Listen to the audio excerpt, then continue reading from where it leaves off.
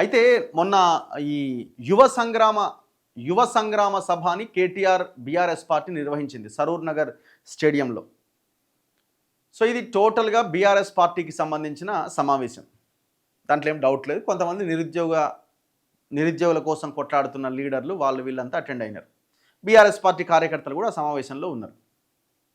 So ఈ ఈ యువ సంగ్రామ సభకు సంబంధించి కేటీఆర్ ఏమంటాడు, ఏదో చిన్న చిన్న తప్పులు జరిగి ఉండొచ్చు, నాకు ఇంకొక అవకాశం ఇవ్వండి, మీ అన్నగా చెప్తున్నా నోటిఫికేషన్లు ఇస్తే మేము అధికారంలోకి రాగానే అంటున్నాడు. నీకు ఇచ్చినది 1 సంవత్సరము, 2 సంవత్సరాలు, 3 సంవత్సరాల 2 పర్యాయాలు 10 సంవత్సరాల కాలం మీరు అధికారంలో ఉన్నారు.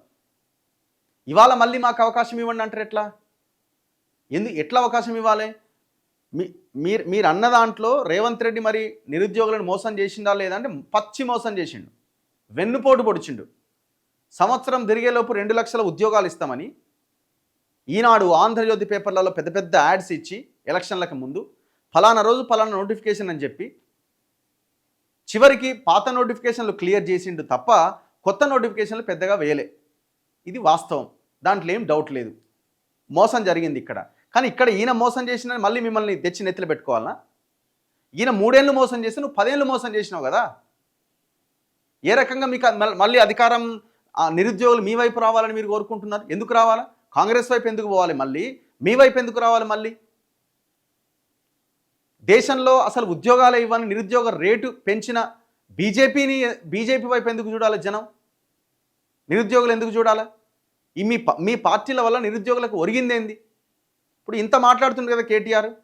గ్రూప్ 1 ఎగ్జామ్ సమయంలో, గ్రూప్ 1 వ్యవహారంలో తెలుగు మీడియం స్టూడెంట్స్కి అన్యాయం జరిగిందని, జీవో 29 వల్ల అన్యాయం జరిగిందని పెద్ద ఎత్తున నిరుద్యోగులంతా కొట్లాడితే ఆ పోరాటాన్ని ఎంతవరకు తీసుకెళ్ళారు మీరు కానీ కవిత కానీ? కనీసం మీరు అడ్వకేట్లకు కూడా డబ్బులు ఇవ్వలే కదా. అంటే మీరు పెట్టాల్సిన అడ్వకేట్లను పెట్టకుండా వాళ్ళకు వదిలేసారు కదా. ఇది వాస్తవం కాదా? ఎవరి ప్రోద్బలంతో, ఎవరి ఇన్ఫ్లుయెన్స్తో మీరు అట్లా చేయగలిగినారు? మీరు అపోజిషన్ పార్టీలో ఉన్నప్పుడు ముచ్చట చెప్తున్నా నేను.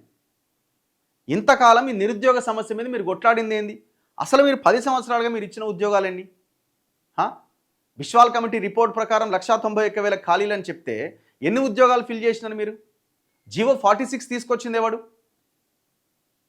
ఇవన్నీ చేసి మళ్ళీ ఇంకొక అవకాశం ఇవ్వండి అట. 10 ఏళ్ళుగా చేయలేని ఆయన మళ్ళీ అధికారంలోకి వస్తే చేస్తారట.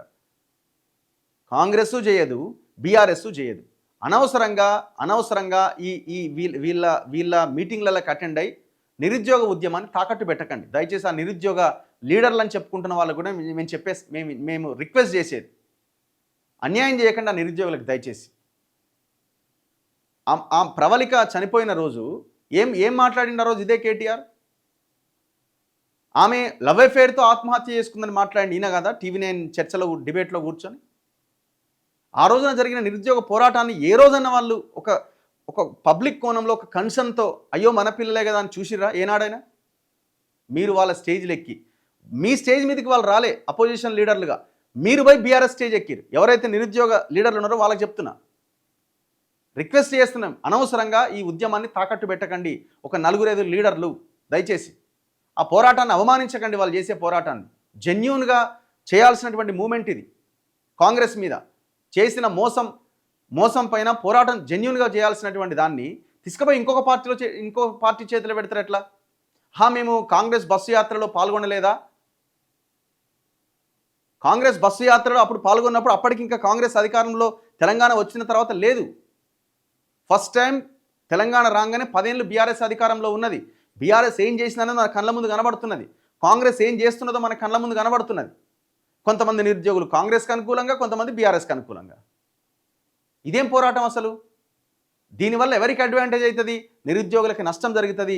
అధికారంలో ఉన్న రేవంత్ రెడ్డికి, కాంగ్రెస్ పార్టీకి లాభం జరుగుతుంది. ఇది గమనించండి. ఫస్ట్ మొత్తం తరువుగా ఎక్స్పోజ్ అయిపోయారు కదా మీరు. ఇంతకాలం చేసిన ఫైట్లో మీరు బీఆర్ఎస్ స్టేజ్ని పంచుకొని ఆడిగిపోయి కేటీఆర్ ఉద్యోగాలు ఇవ్వలేదా, సబితమ్మ జీవోలు ఇవ్వలేదా, ఇంకోరు జీవోలు ఇవ్వలేదా, ఉద్యోగాలు ఇవ్వలేదని వాళ్ళని పొగడడానికి మీ సరిపోయింది. ఇక మరి ఏం సాధించినట్టు? దీనివల్ల ఏం జరుగుతున్నది? మీరు రేపు పొద్దున గట్టిగా మాట్లాడిన వీళ్ళంతా బీఆర్ఎస్ సంబంధించిన మీటింగ్లలో పాల్గొన్నారా, వీళ్ళంతా బీఆర్ఎస్ వాళ్ళు అంటే అయిపోయా. మీరు తరువుగా మీరు ఎక్స్పోజ్ అయిపోయినారు. ఎంత ఘోరం ఇది! సో అందుకే మీరు ఈ పార్టీ మీటింగ్లల్లా దీంట్లో దాంట్లో పాల్గొనకుండా మీరు ఇండిపెండెంట్గా పోటీ చేసే ప్రయత్నం చేయండి. పోనీ ఇప్పుడు ఏమైనా ఎలక్షన్లు వచ్చినాయా? సరే పోనీ ఎలక్షన్లు వచ్చినాయి అని అంటే సరే ఇక ఇది అయ్యేటట్లేదు అని అనుకోవచ్చు.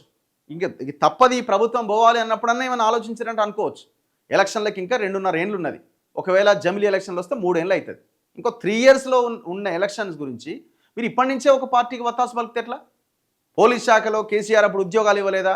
ఆ ఉద్యోగాలని ఇచ్చే క్రమాన్ని మీరే కదా క్వశ్చన్ చేసింది. ఒక ఆంధ్ర అధికారి శ్రీనివాసరావు చేతిలో పెట్టిండు, ఈ లాంగ్ జంప్ రన్నింగ్ సంబంధించిన దాంట్లో నిబంధనలన్నీ మార్చేసిండు, మన ఉద్యోగాలు మనకు కాకుండా పోతున్నాయని మీరే కదా ఆనాడు పోరాటం చేసిందంతా. మళ్ళీ ఇప్పుడు ఎట్లా పోగొడుతున్నారు? ఈ గవర్నమెంట్ చేస్తున్న మోసాన్ని ఎండగట్టే క్రమంలో అనవసరంగా అవతల వాళ్ళకి అవకాశం ఇవ్వకండి. ఇండిపెండెంట్గా నిరుద్యోగుల పక్షాన నిలబడి పోరాటం చేయండి. ఈ బీఆర్ఎస్ వాళ్ళకు కూడా ఒక స్ట్రాటజీ లేదు, ఒక తెలివి లేదు. ఇప్పుడు వాళ్ళని వాడుకోవాలి అనుకుంటే ఎవడన్నా వాళ్ళని వెనకాల పెట్టి తెలివిగా వాడుకుంటాడు. రాజకీయ పార్టీ చేసేటోడు మొత్తం వాళ్ళందరిని ఎక్స్పోజ్ చేసేసి మొత్తం కథం పట్టించిండు దాన్ని. వాళ్ళని వెనకాల ఏదన్నా ఉంచుకొని వాళ్ళని ముందు కనబడకుండా వాళ్ళతోనే ఏమైనా పని చేయించే ప్రయత్నం చేసుకుంటాడు ఎవడన్నా పార్టీ వాడు.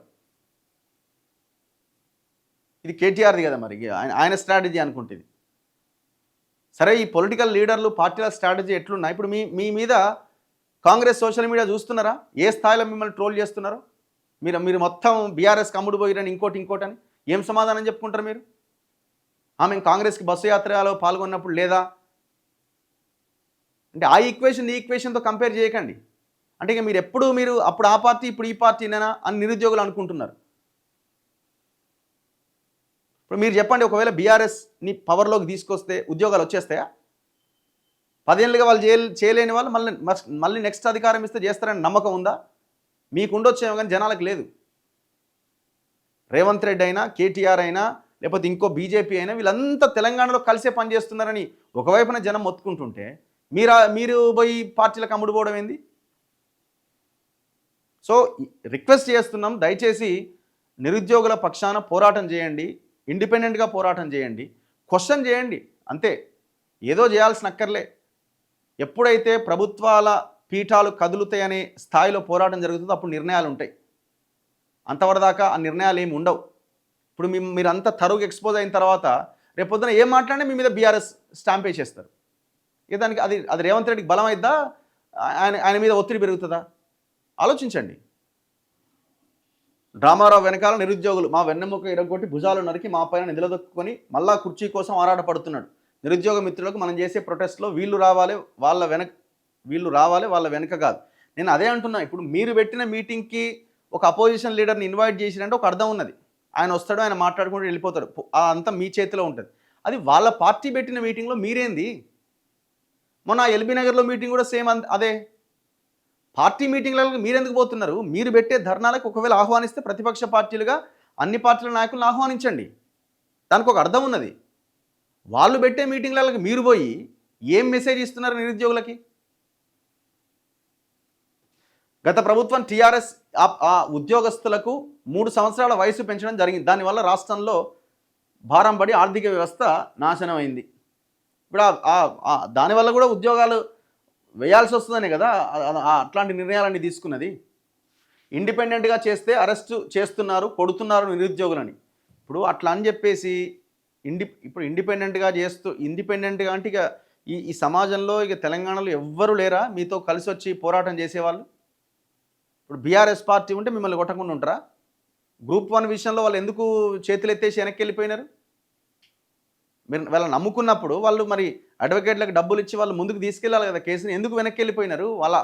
మనం అనుకున్న అడ్వకేట్లను వాళ్ళు ఎందుకు పెట్టలేకపోయినారు? నిరుద్యోగులకు మనోధైర్యం ఇవ్వండి, కానీ ఇలా కించపరిచే మాటలు వద్దు. ఎవ్వరు కించపరచట్లేదు. ఈ నిరుద్యోగ ఉద్యమము ఎక్కడ కొలాప్స్ అయిపోతుందో అనేటువంటి ఒక బాధ ఆవేదనతో మాట్లాడుతున్న మాటలు ఇవి. దయచేసి ఆలోచించండి. అర్థమైందా? ఈ నిరుద్యోగ అంశంలో అప్పుడైనా ఇప్పుడైనా మేము ఏ రోజు కూడా ఏ వార్తను వేయకుండా మేము ఉండలే. మొన్న జరిగిన మీటింగ్లో కూడా వీళ్ళు మాట్లాడిన అన్ని వీడియోస్ని చాలా గట్టిగా బలంగా ప్రజల్లోకి తీసుకెళ్లే ప్రయత్నం చేసినాం.